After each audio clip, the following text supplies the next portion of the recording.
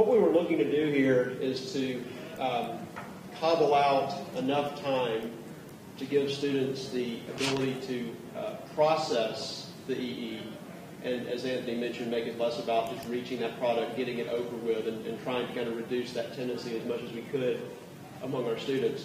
We've also mentioned our schools had a big push for technology. I think that's probably a worldwide push that we're not terribly unique in. But our approach here was to go with a blended online course. I've heard these called blended courses, hybrid courses, but the basic idea, to define our terms here, is that students will still meet face-to-face periodically with the teacher. We have a 24-minute advisory period built into the day, which we found was, in many cases, kind of a wasted time for a lot of our students. They would maybe listen to announcements for a few minutes and then play cards or take a nap or finish homework for the next period, which are all good things to do. But we figured this was probably a place that we could cobble out once or twice a week some time to talk about the extended essay in a formal way. But then we also realized that's a really short time as well, which then brings in the online component. If we put some of this online where it wasn't all being done inside that classroom, inside the 24 minutes, we'd have a better chance of getting it done. So we learned how to use Moodle in the fall. We took a state-sponsored introductory course, and as we were doing that, started saying this could work for the extended essay. This kind of makes sense for TOK. It may actually make sense for a number of our IB classes down the road as a supplement. We were also running into the issue, and folks from The Hague, you can close your ears for just a moment. We were not doing TOK over 2 years, and that came up in our last 5-year review. I think it was a recommendation, maybe a matter to be addressed. We said, okay, we need to fix this. And the problem was, if we make it a 2-year course, then we're taking kids out of choir, out of athletics, out of non-IB things that are really important, and that was ultimately going to hurt our enrollment rather than help it. So we had to find a way to bring TOK back into the first year of our diploma program without cutting off a lot of students who said, well, I'm really going to stick with football instead of taking this 2-year TOK class, for example. So we talked about Moodle, and our school is calling this the Engaged Learning Initiative that Melissa mentioned for the students. All the seniors next year and teachers will have an iPad, and then by October, the juniors will have iPads. The hope is by the end of next year, all of our students will have an iPad issued by the school. They can also bring their own device, but it's free from the school. And then, of course, the teachers will have iPads to help that. So we feel like this is trying to get ahead of the curve a little bit. What we're going to do now is look at, and if you've seen a Moodle course, your graphics and your design and your colors may be a little bit different. But we're going to look at a number of screenshots to kind of get a sense of the design, what we kind of had in mind in our pilot program. We piloted this last spring with, how many juniors? About 50? About 52 juniors who were in our program. We said, well, let's just kind of give this a trial, make these folks our guinea pigs and see what works and what doesn't work. So we designed a course that was really kind of a shortened version of the full course that we're going to show you that we're going to roll out in the fall. We said, okay, what's going to happen for these students to kind of have a kickstart, a head start on their EE before they get in their senior year, before they get into TOK class where they'll have more face-to-face experience with it. And so we started to kind of think through it. And one thing that we really, I guess, unintentionally did is, if you heard Sarah yesterday, I hope you did, and it was such a good speech. She talked about having that lesson plan and having everything in place and really good to go and knowing how great it was going to be. And then those kids take you down a rabbit hole. And sometimes the teachable moment is at the end of that rabbit hole. And so as I was listening to her yesterday, I said, wow, I think what we created here was a really good plan, but it's got some built-in rabbit holes, and that's okay. So what we wanted to do is have a platform for walking students through the process. You can see here we started with some pretty basic things, an overview of what's the EE, what does this stand for, what does it mean. And then we also wanted to give the students a lot of leeway, a lot of that independence, that authenticity to say, okay, I see what this is, but here's what I really want to do with it.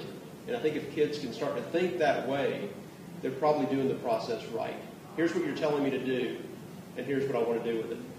So as you see, we kind of built in, toward the beginning, we had some things like interest inventories. What do you care about? What are you passionate about? What do you not care about? What do you not want to do an EE in? Sometimes that's a pretty good way to decide where you're going to go with it. And then we kind of started to pace them through the process. If you can scroll down, I've got a few more screenshots here.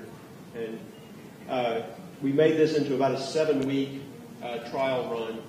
And down the page a little bit, I've got some screenshots of the content, because I wanted you to kind of get a sense of where we were going, kind of what our platform was.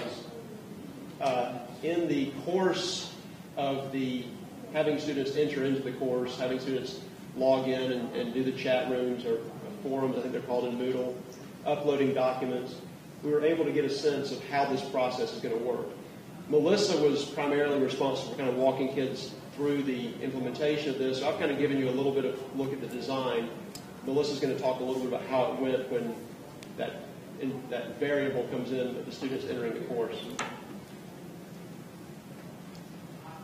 One of the big weaknesses we realized with the interest inventory is helping the kids see where their interests intersected with their IB courses.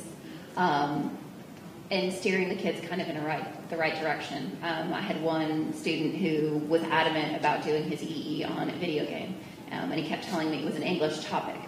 And I had no idea what he was talking about, and I couldn't make him understand that video games and the EE, because the way we introduced it to the kids was find something that you're passionate about and that you're interested in, and we really didn't do a good enough job explaining, okay, it does have to connect to an IB subject. So that was kind of a duh moment for us, where we realized, okay, we have to do a better job of introducing the EE in general. But even then we had some problems where we had some students, psychology was a big draw. We had a lot of kids who are not enrolled in IB psychology who had these great psychology topics, and trying to help them understand, okay, really, you're going to write an extended essay in a subject that you're not really well versed in just because you have an interest in it? You know, how can we then connect those kids to something that is maybe their more academic strength, or, you know, maybe get the kids to evaluate, all right, if this is an interest, then you need to enroll in that class.